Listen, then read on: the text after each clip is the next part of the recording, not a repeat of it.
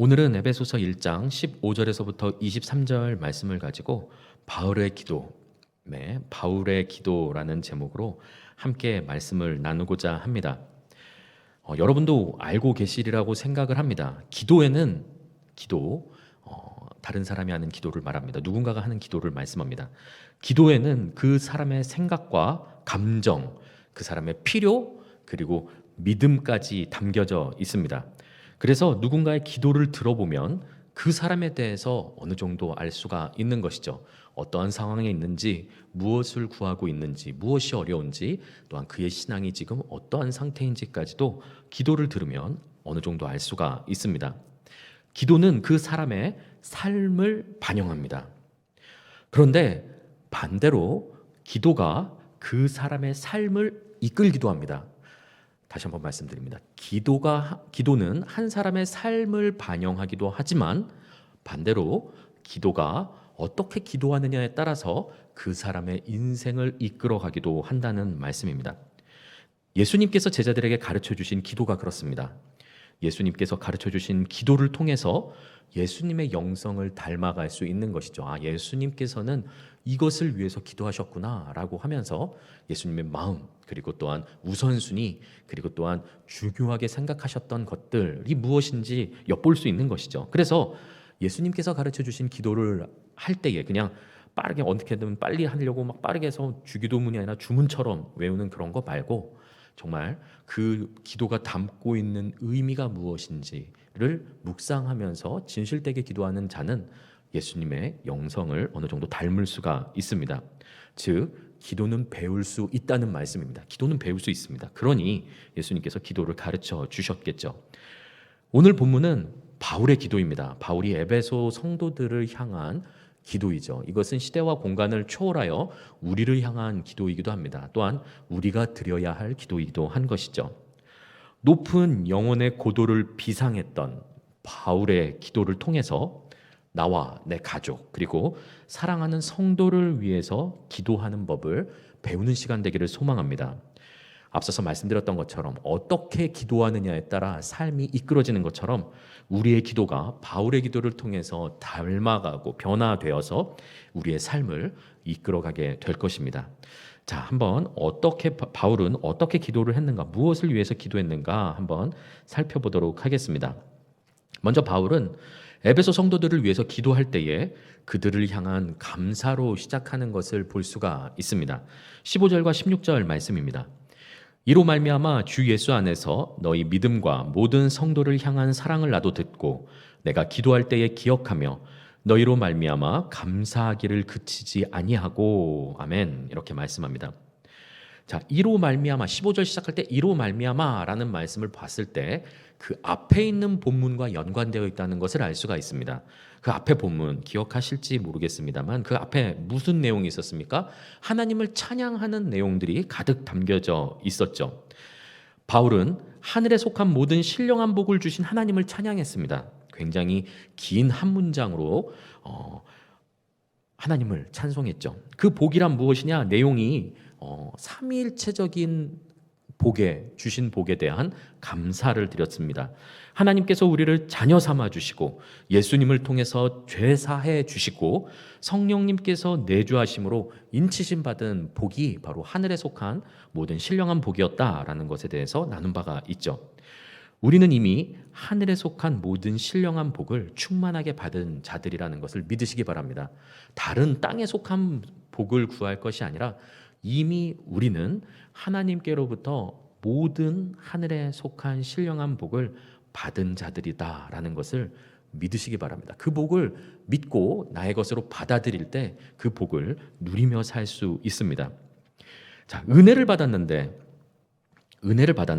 이 복을 충만하게 받은 에베소 성도들 삶 가운데 은혜가 임했던 것이죠. 그래서 삶에 어떤 증거가 나타나기 시작했습니다. 15절 말씀 보니까 믿음과 사랑의 증거가 나타났다라고 말씀합니다. 믿음이란 무엇입니까? 담임 목사님께서도 계속 설교 중에 말씀하셨던 것처럼 그리스도의 말씀을 들음으로 나아가게 되는 것이 믿음이죠. 하나님에 대한 관계에 대한 신뢰, 믿음, 바로 그것이 믿음입니다. 사랑은 무엇입니까? 건강하고 바른 믿음이 성도들과의 관계에서 드러나는 것입니다. 은혜를 받은 사람에겐 증거가 나타납니다. 세상의 핍박을 두려워하지 않고, 세상의 유혹을 사랑하지 않고, 세상을 사랑하지 않고, 세상이 우리로부터 하는 것은 두 가지죠. 핍박과 유혹이죠. 그 두 가지에 대해서 두려워하지 않는 것입니다. 세상과 타협하지 않는 것, 그것이 바로 믿음의 증거가 되어 나타나게 되는 것이죠. 또한 성도를 향한 사랑의 증거가 나타납니다.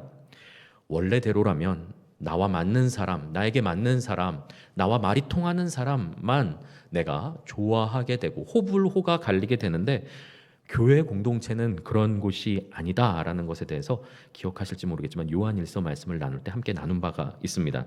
나의 상처와 감정을 넘어서게 되는 사랑을 하는 곳이 바로 교회 공동체이죠.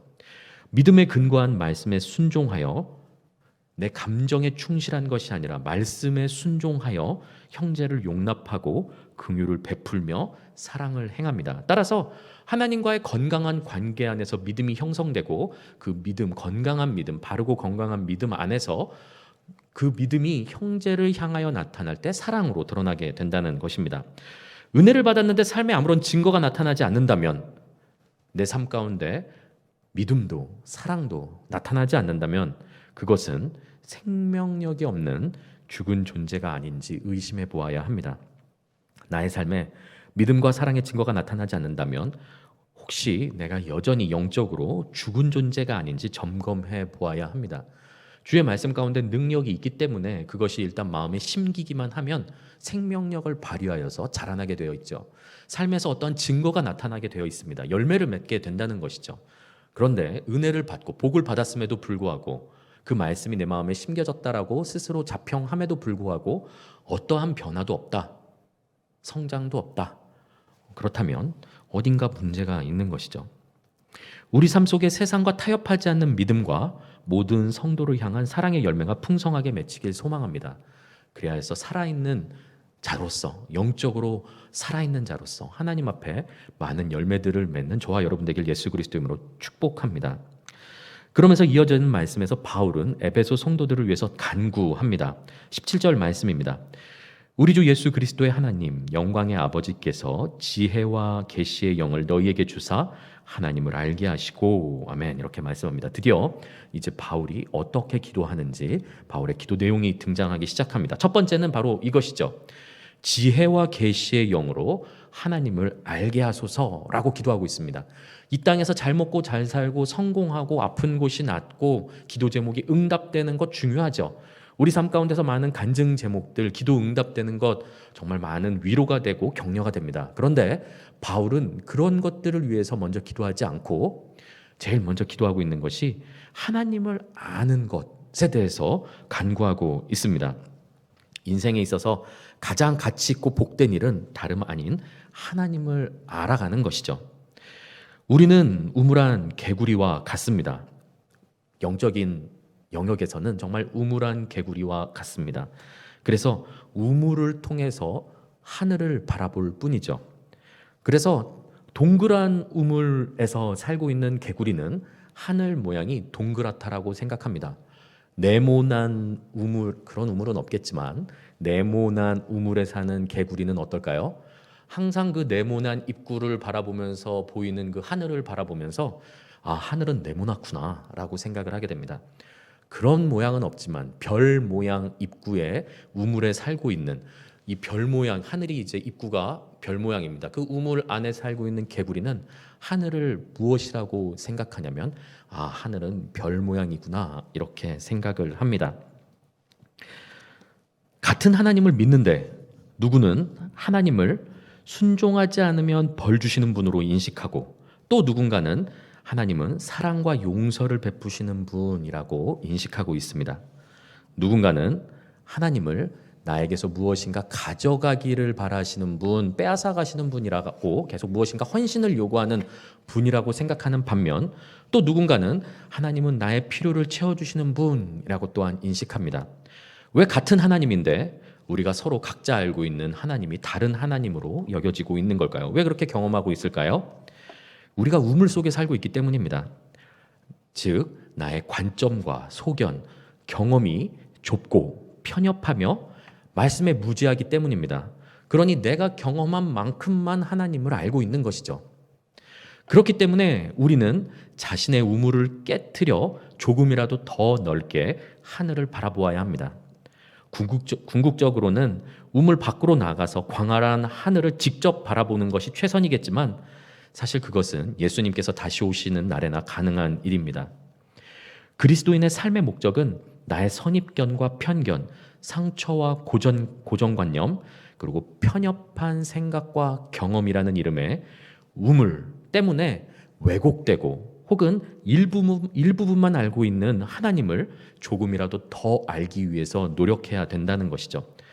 그래서 우리는 우리의 일생을 다해서 내가 지금 갇혀있는 우물을 계속 부셔 나가야 됩니다. 계속 그 입구를 넓혀가서 더 넓은 하늘을 바라보기 위해서 힘쓰는 것이 우리 그리스도인의 삶이다라고 말해도 과언이 아닐 것입니다. 자, 그런데 하나님을 알기 위해서는 무엇이 필요한가? 오늘 말씀 보니까 지혜와 계시의 영이신 성령의 도우심이 필요하다라고 말씀합니다. 지혜란 무엇입니까? 통찰하는 능력입니다. 지혜는 통찰하는 능력이죠. 계시는 무엇입니까? 하나님께서 자신을 드러내어서 보여주시고 알려주시는 것입니다. 지혜와 계시를 어떻게 이해하면 좋을까요? 마치 어둠 속에서, 완전히 깜깜한 칠흑과 같은 어둠 속에서 크기를 가늠할 수 없는 거대한 벽화 앞에 후레쉬를 비추면 것과 같습니다. 그래서 지혜는 나의 통찰력이죠. 내가 가지고 있는 통찰력. 그래서 눈을 뜨는 것과도 같습니다. 그리고 계시는 무엇입니까? 벽화에 내가 가지고 있는 플래시로 비추는 겁니다. 빛을 비추는 겁니다.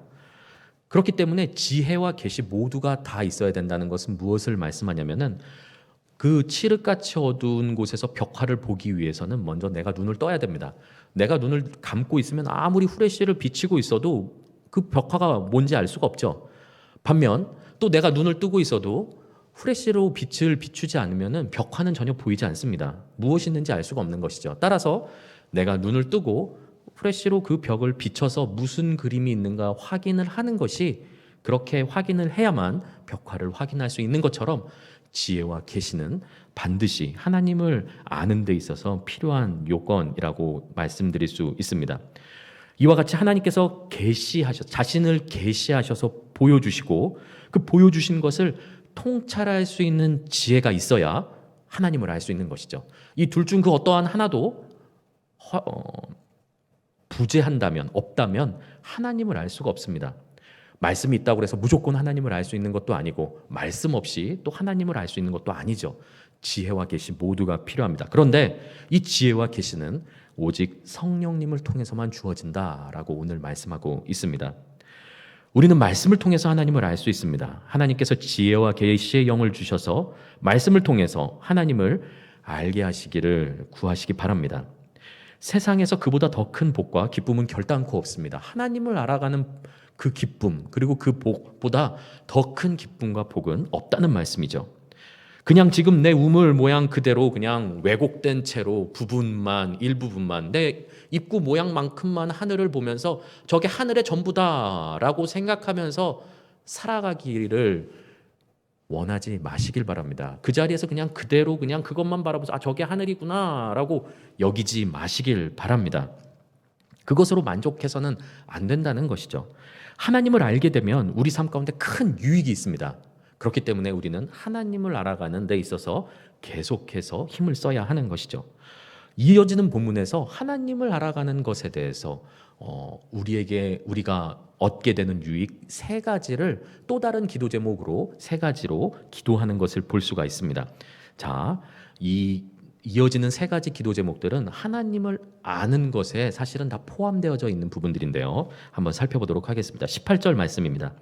너희 마음의 눈을 밝히사 그의 부르심의 소망이 무엇이며 성도 안에서 그 기업의 영광의 풍성함이 무엇이며. 아멘. 이렇게 말씀합니다. 그래서 두 번째 기도 제목, 어쩌면은 그 하부 기도 제목일 수도 있지만 그냥 두 번째 기도 제목으로 보겠습니다. 두 번째 기도 제목은 무엇이냐? 하나님의 부르심의 소망을 알게 해주십시오라고 기도하고 있습니다. 바울은 하나님께서 우리의 마음의 눈을 밝히셔서 하나님의 부르심의 소망이 무엇인지 알게 하시기를 기도하고 있습니다. 앞선 말씀에서 지혜와 계시의 영이신 성령님께서 도우시면 우리의 마음의 눈이 밝아지게 되는 것이죠. 아까 전에 그 벽화 말씀드렸던 것을 한번 기억해 보시면 됩니다. 그래서 이제 볼 수 있게 됩니다. 그래서 육신의 눈으로 보지 못하던 것을 보게 되게 됩니다. 볼 수 있게 됩니다. 그렇다고 해서 갑자기 막 귀신을 보거나 뭐 천사와 대면한다 이런 뜻이 아닙니다. 마음의 눈이 밝아진다는 것은 무엇이냐면 바로 이것이죠. 믿음은 바라는 것들의 실상이요 보이지 않는 것들의 증거다라는 말씀을 기억하시기 바랍니다. 이 마음의 눈은 믿음으로 보는 것을 의미합니다. 막 영안이 열려가지고 막 신비한 것을 보고 영적인 것을 그런 게 아니라 믿음으로 말씀을 통해 약속하신 바를 믿으며 신뢰하며 바라보는 것. 그래서 그것이 내 삶 가운데 성취되고 있고 앞으로 성취될 것을 믿으면서 바라보는 것. 그것이 바로 마음의 눈이 열리는 것을 말씀하고 있죠. 그렇게 마음의 눈이 밝아지면 첫 번째로 하나님께서 왜 나를 부르셨는지 하나님의 부르심의 소망을 알게 하소서라고 기도하는 것이 바울의 두 번째 기도 제목입니다. 하나님의 부르심의 소망을 알게 되는 것이죠. 먼저 넓은 의미에서 하나님께서는 우리를 자녀로 부르셨습니다. 이것은 지난 본문에서도 나눴던 내용이죠. 하나님의 자녀로 우리를 부르셨습니다. 왜 자녀로 부르셨습니까? 1장 4절에서부터 6절까지 말씀에서 이미 나눈 바가 있습니다. 4, 5, 6절 1장 4, 5, 6절 한번 읽어보겠습니다. 곧 창세전에 그리스도 안에서 우리를 택하사 우리로 사랑 안에서 그 앞에 거룩하고 흠이 없게 하시려고 그 기쁘신 뜻대로 우리를 예정하사 예수 그리스도로 말미암아 자기의 아들들이 되게 하셨으니 지금 선택해서 부르셨죠. 이는 그가 사랑하시는 자 안에서 우리에게 거저 주시는 바 그의 은혜의 영광을 찬송하게 하려는 것이라 라고 말씀하고 있습니다. 우리는 하나님의 자녀로 부르심 받았는데 하나님께서는 우리를 자녀로 삼아주시고 불러주시는 데 있어서 무엇인가를 기대하고 있으시다는 것이죠. 그 목적이 있는데 무엇이냐? 바로 우리가 하나님 앞에 거룩하고 흠이 없는 존재가 되는 것입니다. 첫 번째는요. 또한 그 6절 말씀에 있는 것처럼 하나님의 은혜를 찬송하게 하려는 것입니다.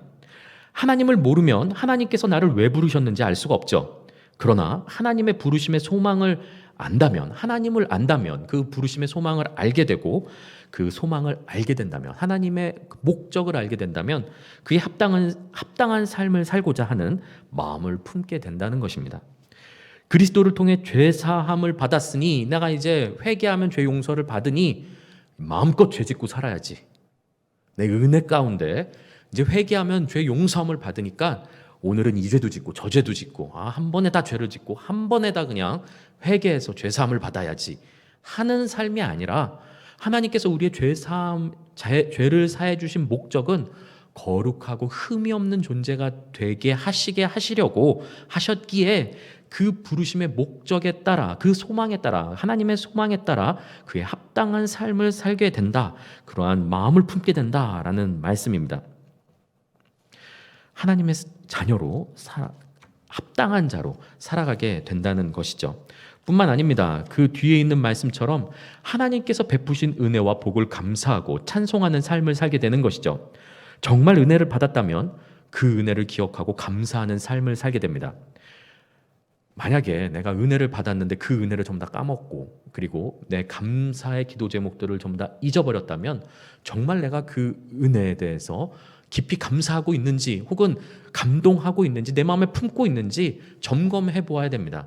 여러분은 죽을 수밖에 없었던 그러한 상황 가운데서 그냥 지난 시간 설교 가운데 말씀만 드렸던 것처럼 정말 죽음이라는 목적지를 향해서 달리고 있던 폭주 기관차에서 절대로 내릴 수 없었던 그러한 존재였는데 하나님께서 예수님을 통해서 우리를 죄사해 주셔서 그 멈추지 않고 죽음을 향해서 달려나가고 있는 심판과 영원한 형벌이라는 목적지까지 폭주 기관차처럼 달리고 있는 그러한 인생 가운데서 우리를 건져내 주신 것에 대해서 정말로 은혜를 느끼고 감사하고 계십니까?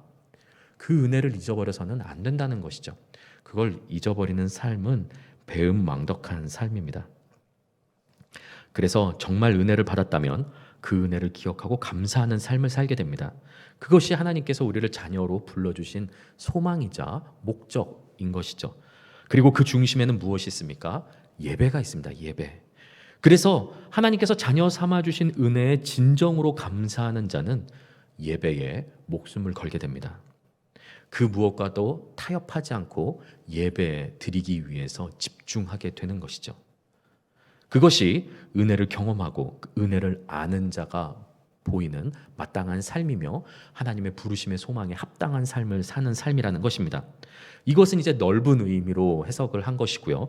좁은 의미로 해석하자면 바울은 우리가 현재 속한 곳에 하나님께서 어떤 목적을 가지고 보내셨다는 것이죠. 우리의 가정이든 직장이든 학교든 친구 관계이든 내가 속한 그 공동체, 우리는 생각할 때 나의 선택으로 나의 의지로 그곳에 서 있는 것 같아 보이지만 하나님께서 사실은 보내신 곳이라는 말씀입니다. 하나님께서 특별한 목적을 가지고 그곳에 여러분을 부르셨습니다. 그곳에서 내가 왜 서 있는지, 하나님께서 왜 불러주셨는지, 나를 왜 창조하셨고 나를 어떻게 사용하길 원하시고 그곳에서 내가 어떤 역할을 감당하길 원하고 계시는지, 내가 누구를 사랑해야 하는지, 내가 누구를 용서하고 누구를 섬겨야 하고, 내가 무엇을 배우고 어떠한 신앙 성숙의 길을 걸어가야 하는지 하나님께서는 모두 다 계획하고 계시고 부르신 목적이 있다는 말씀입니다. 하나님의 부르심에 소망이 있는 자리가 바로 여러분께서 서 있는 자리라는 것을 잊지 마시기 바랍니다. 하나님께서 지금 여러분을 왜 부르셨는지, 혹여나 그 부르심의 소망 자리 가운데서 이탈하여서 엉뚱한 자리에 서 있지는 않은지 점검해 보아야 합니다. 그리고 교회라면, 그리고 가정이라면, 그리고 내가 속한 공동체라면 그곳에 나를 왜 이렇게 부르셨는지, 나와 마음 맞는 사람들과 그 안에서 불러주시면 참 좋을 텐데 왜 나와 의견이 부딪히고 어렵고 이해하기 힘든 사람들과 이렇게 나를 묶어주시고 계속 부딪히게 만드시는지, 그것을 단순히 내 감정의 문제로 해석할 것이 아니라 더 높은 하나님의 부르심이 있다는 것을 기억하며 그 소망에 합당한 삶을 살아야 한다는 것이죠. 바울은 지금 그 하나님의 부르심의 소망이 무엇인지 우리가 깨닫기를 기도하고 있습니다. 사랑하는 성도 여러분, 모든 일을 그냥 땅에 속한 대로 그냥 우연이라고, 나의 의지와 나의 선택이라고 생각하지 마시기 바랍니다. 여러분이 서 계신 곳은 하나님께서 특별히 보내시고 부르신 자리입니다. 그곳에서 여러분들이 하나님의 소망에 합당한 무엇인가 행하시기를 바라고 계시는 것이 있다는 것이죠. 그것을 발견하셔서 그에 합당한 삶을 사는 저와 여러분 되길 예수 그리스도 이름으로 축복합니다. 세 번째 기도 제목은 이것입니다. 18절 하반절에 있는 말씀인데요. 너희 마음의 눈을 밝히사 그의 부르심의 소망이 무엇이며 성도 안에서 그 기업의 영광의 풍성함이 무엇이며. 아멘. 세 번째 기도 제목은 바로 이것이죠. 우리에게 약속된 기업의 풍성함을 우리로 알게 하소서라고 기도하고 있습니다. 바울은 계속해서 장차 우리가 상속받게 될 기업의 영광의 풍성함이 무엇인지 우리가 알기를 기도합니다. 깨닫기를 바라는 거죠. 우리가 이 땅에 그냥 함몰되어져서 이 땅에서 만나는 문제, 내가 지금 만나고 있는 상황, 내가 지금 빠져 있는 고난, 거기에만 집중해서 살고 있는 것이 아니라 하나님께서 장차 우리에게 주실 하늘에 속한 복, 신령한 복들, 우리에게 약속되어진 신령한 기업과 그 유산이 무엇인지 알면서 살아가길 바란다고 기도하고 있는 것입니다. 마음의 눈이 밝아지면 장차 우리가 상속받을 기업이 얼마나 영광스럽고 풍성한지 알게 됩니다. 바라보게 되는 것이죠.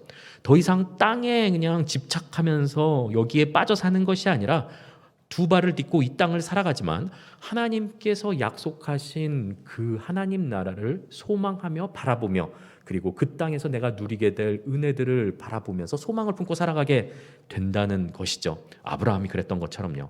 아브라함은 이 땅 가운데서 성을 짓고 살 수 있음에도 불구하고 장막을 치고 살았다고 말씀합니다. 왜 그렇습니까? 하나님께서 예비하신 한 성이 있음을 알고 있었기 때문입니다. 우리 역시 이 땅을 살아가는 순례자와 같은 인생이죠. 이 땅에서 장막을 짓고 살아가는 자들입니다. 그런데 나의 욕심에 장막이 아니라 성을 짓고 살려고 합니다. 마치 이 땅에서 영원토록 살 것처럼 이 땅에 소망을 두고 이 땅의 것을 추구하며 이 땅의 것, 내가 갖지 못하는 것을 갖기 위해서 발버둥치며 그것을 갖지 못한 것에 대해서 하나님께 불평과 원망을 하면서 살아가고 있지 않은지 돌이켜봐야 된다는 것이죠. 바울은 우리에게 약속된 그 기업의 영광의 풍성함이 무엇인지 알기를 기도하고 있습니다. 그것을 알지 못하면 어떠한 삶을 살게 됩니까? 앞서서 말씀드렸던 것처럼 믿는 자라고 하면서도 이 땅에서 살아갈 때에 내가 갖지 못하는 것에 대해서, 나만 없다고 느껴지는 것에 대해서 불평하고 불만 품고 남과 비교하면서 그것을 갖기 위해서 욕심을 부리고 탐욕을 부리며 넘지 말아야 할 선을 넘게도 되고 죄를 짓게 되는 것이죠. 그리고 하나님을 불신하는 삶을 살게 됩니다. 마치 이스라엘 광야 1세대처럼 하나님을 시험하는 삶을 살게 되는 것이죠. 그래서 바울은 우리에게 약속된 풍성한 유산을 알 수 있기를 기도하고 있습니다. 우리에게는 우리가 받을 아주 풍성한 유업이 있습니다. 요즘 세상에는 상속세에 대한 그런 문제가 많죠. 그래서 상속세 세금이 많이 올라가서 상속을 많이 받아도 세금으로 너무 많이 떼어서 그것 때문에 많은 어려움들이 있다는 얘기를 들었는데, 우리가 받을 하늘의 그 유업들은 상속세도 없습니다, 여러분. 그냥 온전히 다 누릴 수 있는 것들이죠. 그것은 이 땅의 것들처럼 썩어질 것도 아니고 시들어질 것도 아니고 내가 죽으면 가져가지 못할 것도 아니며 영원히 누릴 수 있는 것들이라는 것이죠. 나에게 예비된 것들입니다. 바울은 그것을 바라보며 우리가 살기를 소망하고 기도하고 있습니다. 그것을 바라볼 수 있는 믿음의 눈이 열리게 해주십시오라고 기도하고 있는 것이죠. 사랑하는 성도 여러분, 우리에게 약속된 풍성한 유산을 소망하시길 바랍니다. 이 땅에 소망을 두고 살아가기보다 하늘의 유업, 기업, 상속될 것들, 상속받을 유산을 바라보며 살아가는 저와 여러분 되길 예수 그리스도로 축복합니다. 네 번째 기도 제목은 19절에 있습니다. 그의 힘의 위력으로 역사하심을 따라 믿는 우리에게 베푸신 능력에 지극히 크심이 어떠한 것을 너희로 알게 하시기를 구하노라. 아멘. 이렇게 말씀합니다. 네 번째 기도 제목은 이것입니다. 하나님께서 우리에게 베푸신 하나님의 크신 능력을 알게 해주십시오 라는 것입니다. 바울은 하나님께서 믿는 우리에게, 믿지 않는 자들에게는 주지 않습니다. 그냥 믿음 없이 그냥 교회만 왔다 갔다 하는 그런 사람들에게는 주지 않으신 것이죠. 믿는 우리에게 베푸신 능력의 크심을 알게 하소서라고 기도합니다. 우리는 하나님을 유일하신 하나님, 유일신 한 분 하나님이라는 것을 알고 있으면서도 현실에서는 믿음에 접목하지 못하는 것을 너무나 많이 발견하게 됩니다. 하나님의 능력을 과소평가하는 경향도 있죠. 즉 실천적 무신론자로 살아가기도 합니다.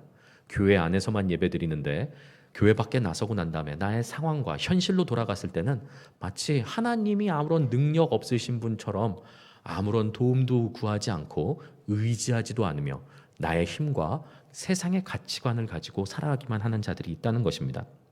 문제를 만났을 때 기도하기보다 돈과 사람의 도움을 의지합니다. 기도하지 않습니다. 하나님을 과소평가하고 하나님의 능력을 무시하는 자들, 기도의 능력을 알지 못하는 자들, 의심하는 자들, 기도하지 않습니다. 기도하지 않는다는 것은 기도의 능력이 없다고 믿는 반증이며 하나님의 능력을 과소평가하는 증거입니다. 사랑하는 성도 여러분, 여러분은 얼마나 많이 삶 가운데서 기도하고 계십니까? 기도는 믿는 자들의 특권이죠. 그 기도에 대해서 나태하고 있다면 우리는 하나님의 능력을 불신하고 있다는 증거가 된다는 말씀입니다. 그렇지만 하나님께서는 그 힘의 위력으로 믿는 우리에게 능력을 베푸셨으며 지금도 역사하고 계십니다. 내가 어떻게 믿든지 간에 하나님께서는 그 능력을 베푸셨으며 또한 지금도 베풀고 계시고 앞으로도 베풀어 주실 것입니다. 우리에게 베푸신 능력이 지극히 크시다는 것을 우리는 알아야 하고 믿어야 합니다. 그래서 이어지는 본문에서는 그 하나님의 능력이 무엇인지에 대해서 자세히 또한 설명하고 있죠. 기도하고 있습니다. 20절에서부터 22절 말씀에서 계속해서 이어져 설명을 하고 있죠. 먼저 20절 말씀입니다. 그의 능력이 그리스도 안에서 역사하사 죽은 자들 가운데서 다시 살리시고 하늘에서 자기 오른편에 앉히사. 아멘. 이렇게 말씀합니다. 하나님의 능력이 드러난 첫 번째는 무엇이냐? 하나님께서는 당신의 능력으로 그리스도를 다시 살리셨습니다. 죽음을 극복하신 능력이시죠. 이 말씀 너무나 많이 들어서 어쩌면 우리 귀에 딱지가 앉았을지도 모르겠습니다. 이제는 죽은 자 가운데서 다시 살리신 말씀에 대해서 아무런 감흥이 없는지도 모르겠습니다. 뭐 당연한 얘기지 뭐. 이렇게 생각하고 있진 않은지 돌이켜봐야 합니다. 삶에서 직접적으로 접목시키지, 믿음으로 접목시키고 있는가에 대해서 한번 잘 생각해 봐야 됩니다. 정말로 하나님이 죽은 자 가운데서 다시 살리신 그 죽음을 이기신 영원한 생명의 능력이 있으시다는 것을 정말로 믿고 살아가는가? 모든 인생, 세상에 있는 모든 인생이 죽음을 얼마나 두려워하며 사는지 모릅니다. 그래서 죽음을 피하기 위해 혹은 죽음을 지연시키기 위해서 얼마나 애를 쓰는지 모릅니다. 좋은 것을 먹고요, 열심히 운동을 하고요, 병원을 다니고 어떻게 해서든 이 죽음과 멀어지기 위해서 얼마나 애를 쓰는지 모릅니다. 그러다가 이제 죽음 앞에 당도하게 되면 정말 너무나 절망하고 낙심하는 것이죠. 그런데 하나님께서는 그 죽음을 이기신 능력이 있으시다는 겁니다. 그 안에 얼마나 크신 능력인가 한번 묵상해 보시길 바랍니다. 더 나누고 싶지만 시간 관계상 계속 넘어가도록 하겠습니다. 두 번째는 무엇이냐? 하나님께서는 그리스도를 자기 오른편에 앉히셨다는 것이죠. 하나님의 오른편이란 무엇입니까? 최고의 권위의 자리입니다. 권위를 의미하죠. 로마서 13장 1절 말씀에 보니 모든 권세의 주인은 하나님이라고 말씀합니다. 모든 권세는 하나님께서 정하시는 것입니다. 하나님께서는 스스로 높아지려는 자는 낮추시고 겸손한 자를 높이시는 분이시죠. 그 권세와 권위를 주실 수 있는 능력, 그 권한이 바로 하나님께 있는 능력이라는 것을 우리는 발견해야 합니다. 이어지는 세 번째는 21절과 22절 말씀에 있습니다. 모든 통치와 권세와 능력과 주권과 이 세상뿐 아니라 오는 세상에 일컫는 모든 이름 위에 뛰어나게 하시고 어떠한 이름보다도 예수 그리스도 이름을 뛰어나게 하신 것이죠. 그리고 과거뿐만 아니라 현재 그리고 앞으로 올 미래에 있는 그 어떠한 이름보다도 가장 높은 이름으로 세우신 것이 바로 하나님의 능력이죠. 22절에서 또 만물을 그의 발 아래 복종하게 하시고 그를 만물 위에 교회의 머리로 삼으셨느니라. 아멘. 이렇게 말씀합니다. 그래서 하나님의 능력 세 번째는 무엇이냐?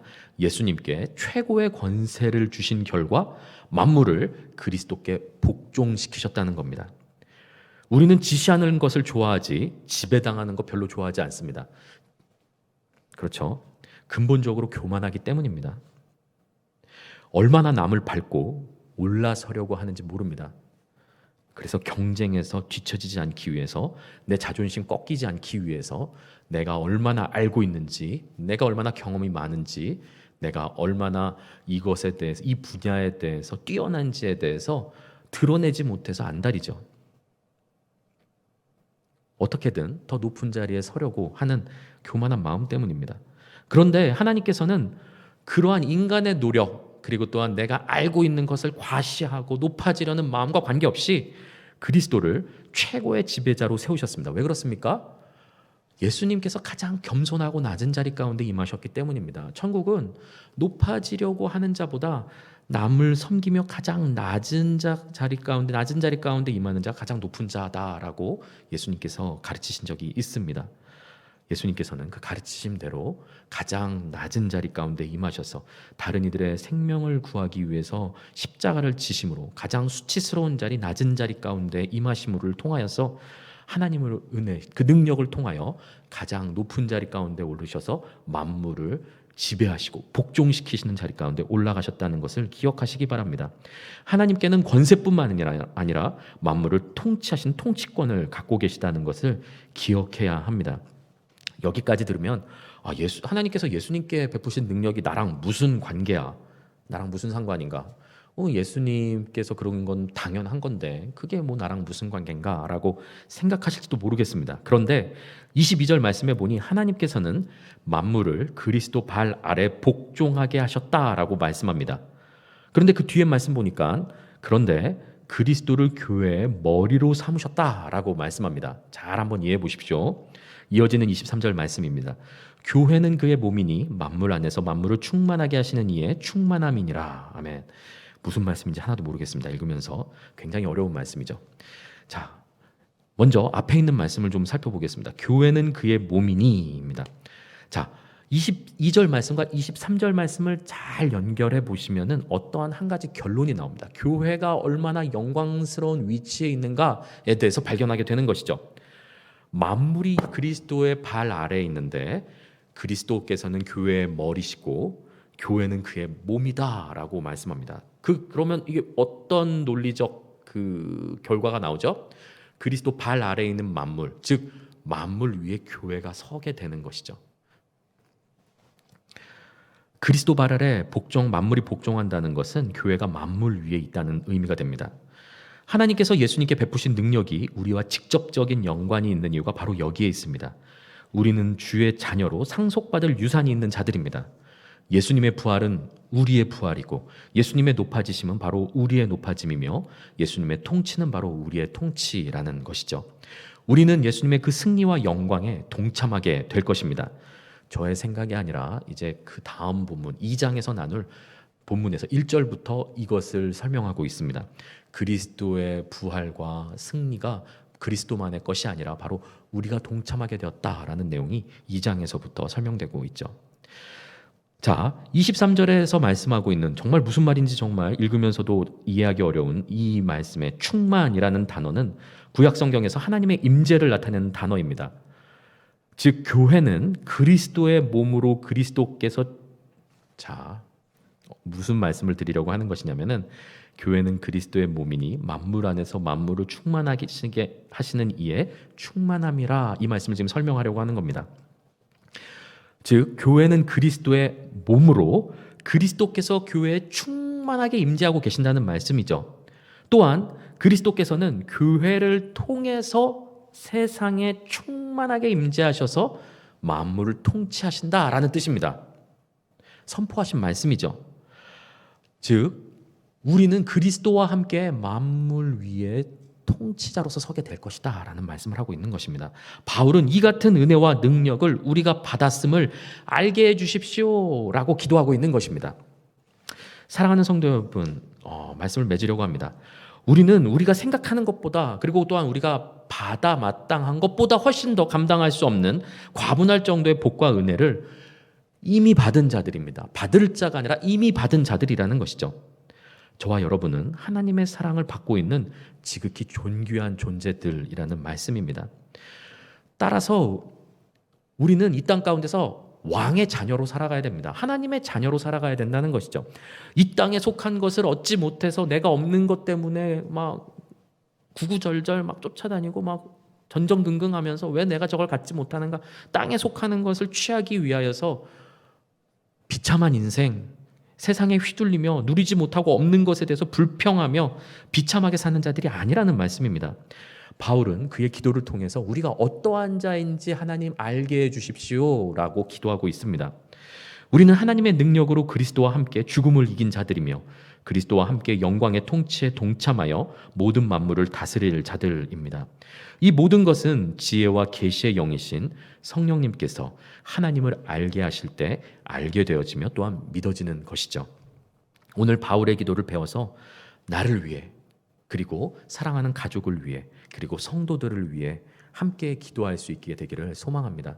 다른 것 기도하는 것이 아니라 정말 바울이 성도들을 위해서 기도했던 이 기도의 제목들이 기도 제목들을 우리가 배워서 이 기도로 나와 가족과 자녀와 성도들을 위해서 기도해 주시길 바랍니다. 이 기도가 우리의 삶을 하나님께 감사하며 찬송하는 삶으로 이끌어가게 될 것입니다. 기도의 삶이 반영될 뿐만 아니라 앞선 말씀의 서론에서 기도가 우리의 삶을 이끌어간다고 말씀드렸죠. 바울의 삶을 배워서 그 기도를 할 때에 그 기도가 우리의 삶을 하나님께로 그리고 또한 믿음의 자리 가운데로 이끌어가게 할 줄 믿습니다.